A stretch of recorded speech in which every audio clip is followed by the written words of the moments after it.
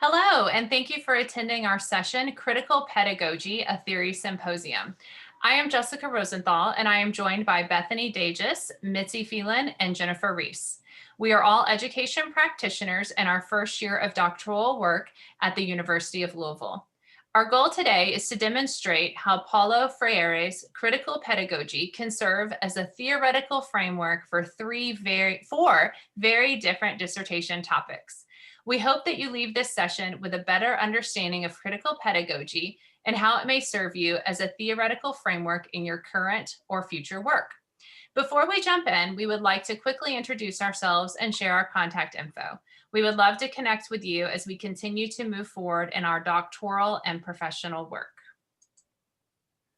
Hi, good morning. I am Bethany Dages. I am an 8th grade math teacher at Ramsey Middle School in Jefferson County Public School System. I am currently in my 9th year, so get ready to hit that double digit. And I am also our systems at work teacher leader for our illustrative math curriculum. Hi there, my name is Mitzi Phelan, and I am a senior English teacher at Shelby County High School. This is my 3rd year in that position, and education is my second career. So it's been a lot of fun. I'm enjoying it very much. Hello, my name is Jennifer Reese, and I am a reading interventionist at Fern Creek Elementary School that's within Jefferson County Public Schools, and I have been working with the district for the past 12 years. And again, I'm Jessica Rosenthal. I'm the executive administrator for middle schools in Jefferson County Public Schools. Prior to that, I was the principal at Hawthorne Elementary and JCPS for 9 years. And before that, I was an English teacher in middle school and high school. We will start by exploring the what and who of critical pedagogy, and then move into a connection with action research as the research approach that's most appropriate for critical pedagogy. The core of our presentation, however, will be to discuss how we are using critical pedagogy as a theoretical framework for our individual dissertation topics. After our presentation, please join us for a Q&A session. We're going to start off with talking about critical pedagogy and what it is and the origin of this theory. Most of the time when people think about critical pedagogy, their mind automatically goes to Paulo Freire. He's considered the father of critical pedagogy. However, this term is credited to being spoken by Dr. Henry Giraud, or written in his book, 1983 book, Theory and Resistance in Education. So credit is given to him as kind of having used this term and bringing it into the mainstream. But again, the biggest influence on this theory is Paulo Freire, who did write The Pedagogy of the Oppressed, which is used very often in education, in curriculum building, as referenced in a lot of different theories. Champions critical thinking as key to liberation through social awareness or conscientization, which gives students the power to change their realities. So what this means, critical pedagogy championing this idea of critical thinking as being the liberating key for social awareness in students and future generations. So that's what critical pedagogy is all about, is empowering students through education and allowing educators to be the change makers along with the stakeholders to allow for the future generations to have different experiences than previous. This powerful framework forwards the concept of decentering teachers as sole knowledge holders and instead centering students as potential liberators through turning back oppressive societal structures. This is a quote by Freire, and what he means by this, or what he's saying here, is often teachers are viewed as holders of all knowledge. Freire's idea was that we need to invite the students and their lived experience, their cultural experiences, and the knowledge that they bring into the classroom and use that to enhance their worldview, to enhance the way they see the world so that they can work to break down systems of oppressions that have been historically present education area and in other areas of their lives. It is chiefly concerned with remedying the reinforcement of inequities that occur through indoctrination of students in educational spaces. So as educators, we are aware that there are oppressive systems in place and that have been in place many, many years, and that students even today face these in the educational spaces. So critical pedagogy works to dismantle those inequities and to empower students to be able to be the change makers in breaking down those societal oppressions. It encourages students to question and challenge inequalities that exist in their lives, such as family, school, and in the world. So by pushing teachers or decentering teachers as the only knowledge holders, it brings the students into the center and empowers them to make the changes, to see the changes that need to be made and make the changes in their family, their schools, and the world. The words oppression and liberation are heavy words that may bring up a number of images for different people. Following the social unrest of this summer and the increased social awareness of racial inequities and permeating historical and systemic racism in all corners of our country, people who were previously unaware or non-responsive to blatant oppression in America are now starting to see how systems, structures, policies, and individuals serve as oppressors. Paulo Freire was deeply concerned with this type of oppression, what we might call capital O oppression. While many researchers and activists engage in large-scale oppression that empowers the oppressed to liberate themselves from policies and practices and systems that oppress them, there's also a place for researchers and everyday individuals to look for and address elements of oppression that occur on a smaller scale. Paulo Freire would have likely argued that all aspects of oppression deserve attention and that any effort to empower the oppressed is valuable.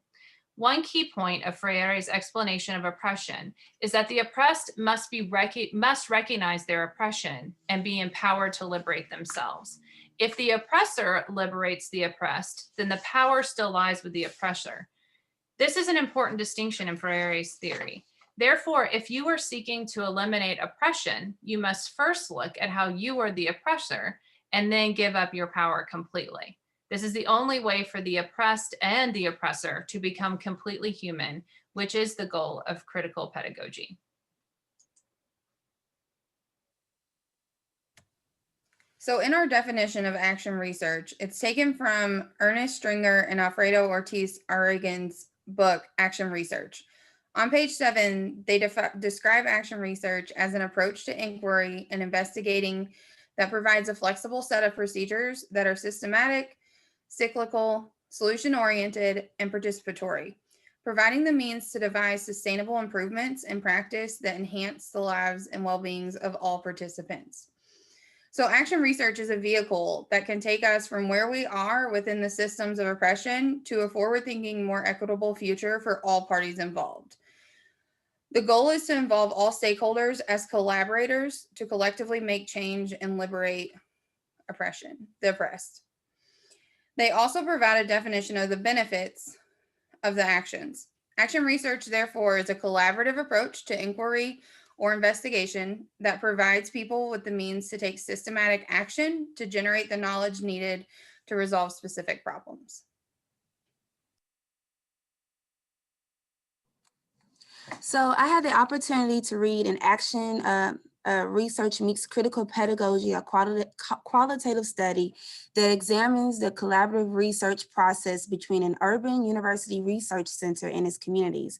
And the author Makovic and Hoops linked the theoretical framework of collaborative research, action research, and critical pedagogy. They explained that it's claimed that action research aspires to contribute to the well-being of individuals and communities, promoting large-scale democratic change. When educators attempt to implement the principles of critical pedagogy in their classrooms, it has been reported to have great success, such as developing students' capacities to read, write, and use language to consider how they perceive themselves in the world. Also, the use of critical pedagogy leads students to their use of their imagination, critical thinking when addressing abstract social issues such as globalization and its effect on everyday life. So how do we do this? Action research allows the educational leaders to inhabit academic spaces as change makers. We as educators have the unique position of recognizing societal systems of oppression and the ability to empower students through educational practices that make them aware of these systems. Educators as liberators. We can identify the areas of oppression, engage stakeholders, create plans of actions, and enact these plans. Our image here of that cycle of action research is never ending. So we are constantly planning, identifying, and informing and organizing, which moves us into the action phase, trialing, collecting, questioning. Then we're observing, we're analyzing, reporting, sharing, and then that leads us to reflecting, which is evaluating, implementing, and then revisiting, which takes us back to starting that planning piece over again. And you all will get to see as we lead into our dissertation topics, how each of us might plan to use that cycle in our dissertations. Okay, so I'm going to discuss my dissertation topic first. I'm looking at doing family engagement in rural communities. That is something that's very dear to my heart. And I think that is something that could really impact the futures of these rural communities. So we're going to go back to the previous slide, and I'm going to discuss this around our action research cycle. So first, let me give you an overview of what I'm looking at doing.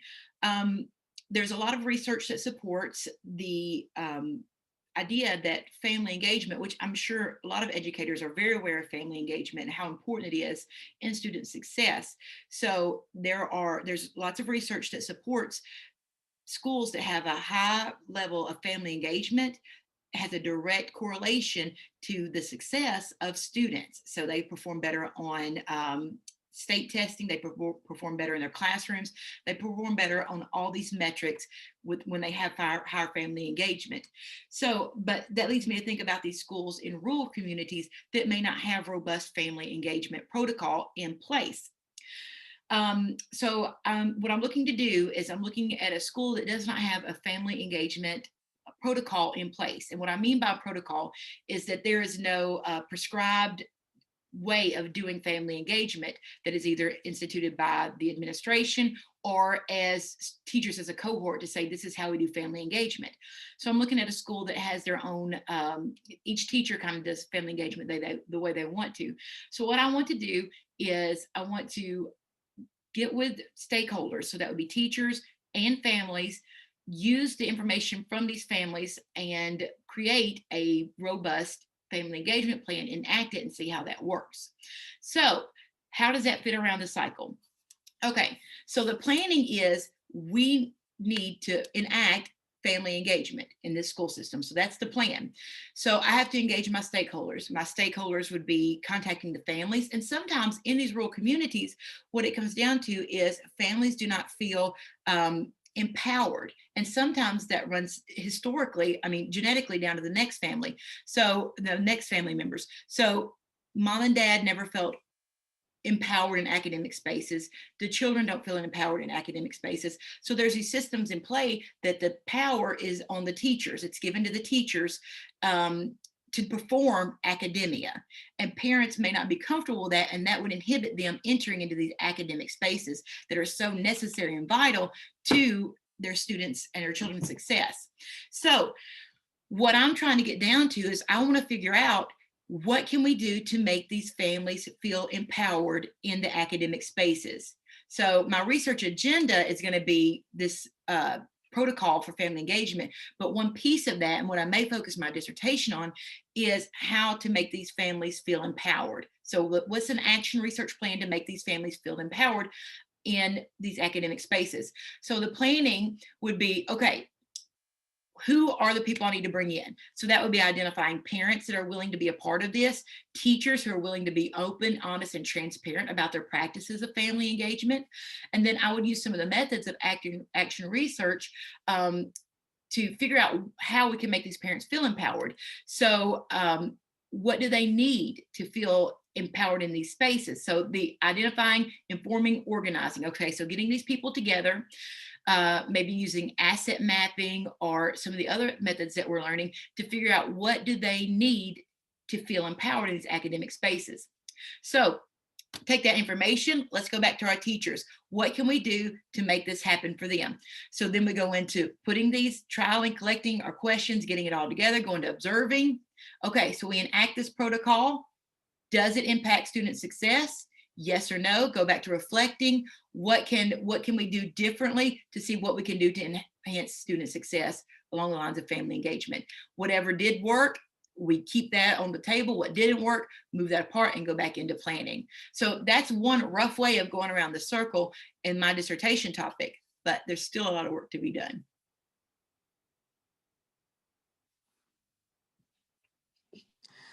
So my dissertation topic is pertains to school culture and really more about minority teachers feeling valued or appreciated within their school.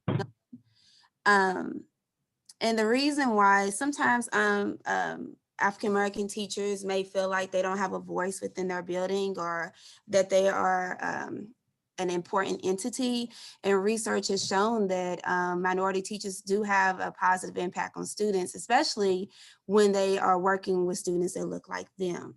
So the planning process will first involve collaborating with minority teachers from various schools within JCPS.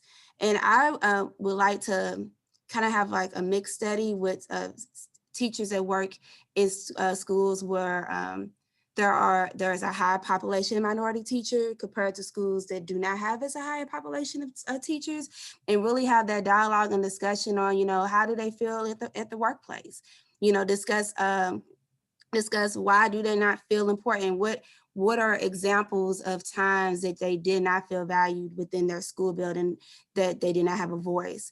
Because we don't want good teachers to leave because they don't feel like they matter, especially minority teachers.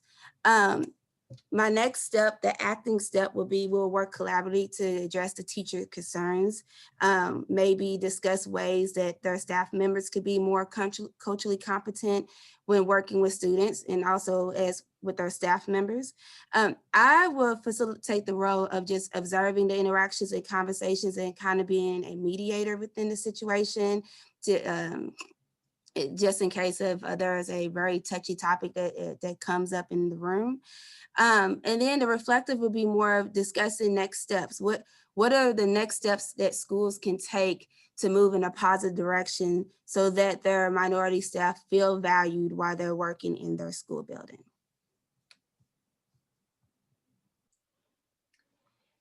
And so my topic is teacher empowerment through personalized pathways. And as you might already guess, that very likely could change because the beauty of action research is that you were doing this work with others. So really the big idea is teacher empowerment through professional development or around professional development.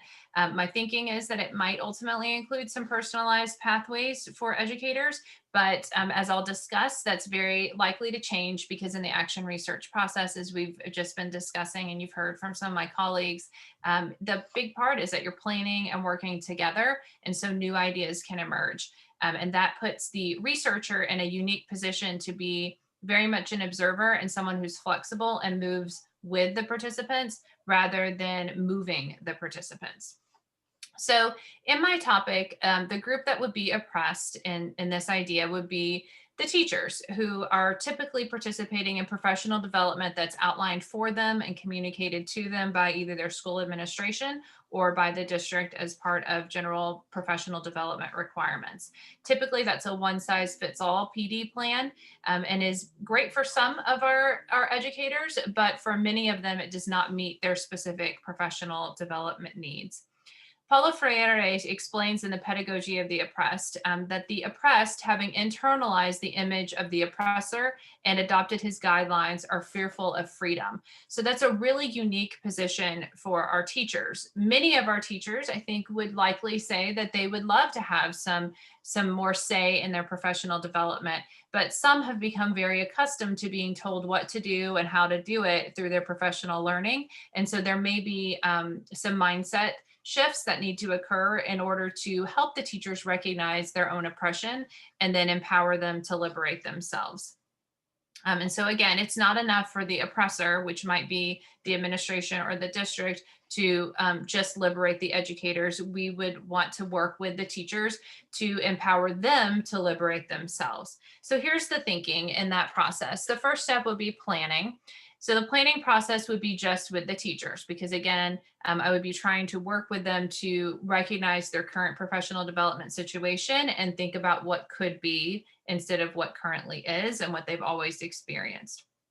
So I would utilize the future planning workshop as a process to help them identify what PD could look like, professional development could look like in their workplaces.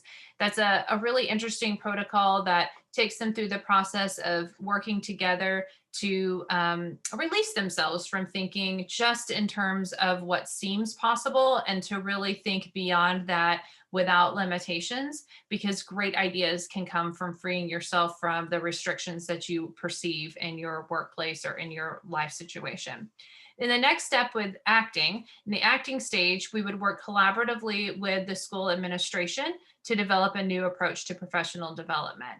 And again, it would not be true action research if we already knew exactly what that approach would be, because that has to come from the teachers. That's part of the empowerment process. Then we would move into observing. And so my role there would be to observe how the process is going, to observe what is changing within professional development, to document what is happening, and also to encourage teachers to also observe their own changes. So how are they changing as a professional through this process? How are they changing as colleagues with each other's professional learning communities? And to kind of think metacognitively about what is happening and how this experience is liberating them professionally. And finally, we would get to reflecting. So throughout the research, we will come back together at multiple points to reflect on the process and that future setting stage. And what we talked about is what our goals were and that liberation process. And that will continue to strengthen the work, and we'll keep repeating that process and for at least the course of a school year, and hopefully start to make some lasting changes around professional development and how teachers can be empowered in their own professional learning. All right, and my topic is focused around the liberation of our minority students through problem-based math curriculum. And so our people that are oppressed in this situation is going to be our minority students in the traditional math classrooms, the classrooms where the teacher writes notes on the board, gives them formulas, and tells them how to plug and chug numbers through a series of formulas. History shows that this does not teach our kids to be problem solvers and advocates for their learning. So to empower them to liberate themselves, they're going to be empowered to drive their own learning through inquiry and asking questions and a problem-based curriculum, a curriculum that pushes them outside of the box, outside of their comfort zone, and outside of the formulas. So in the planning stages, I would work with a group of minority students to reflect on their own learning in the traditional math classroom to see if they identify ways in which they are oppressed. I anticipate that they will recognize that they are not empowered as learners in the traditional setting. So in the setting of memorize the formulas and apply them to this problem, I'm anticipating that they would not feel empowered in that scenario. In the acting phase, students will be empowered through group level assessment to determine what they need in a math classroom to feel liberated and empowered as learners. So thinking about their traditional settings currently and thinking about moving forward, what do they need and what do they want as a group to give them that power back in the classroom and over their learning. So in the observation process, I would observe the students learning in this inquiry-driven and problem-based curriculum. I would look at the group dynamics and the conversations and really challenge them to empower themselves as learners through asking questions and using each other as resources. In the reflecting stage, participants will be led through an asset mapping protocol to bring to life all the skills, talents, and resources that are available within their group and the community that they don't typically see in a standard traditional classroom. So that is what my hope is that through this process, they would see how to empower themselves in the classroom. We hope that you have enjoyed this presentation. We have pulled from the works of Bryden, Miller, and Coughlin The Sage Encyclopedia of Action Research, Freire's Pedagogy of the Oppressed 50th Anniversary Edition, Action Research Mixed Critical Pedagogy, Theory, Practice, and Reflection, Qualitative Inquiry by Miskovic and Hoop, and Stringer and Ortiz Aragon, Action Research. Again, we encourage you to reach out to us with any feedback or opportunities for collaboration. Thank you for your time, and please join us for our question and answer time at 10 a.m.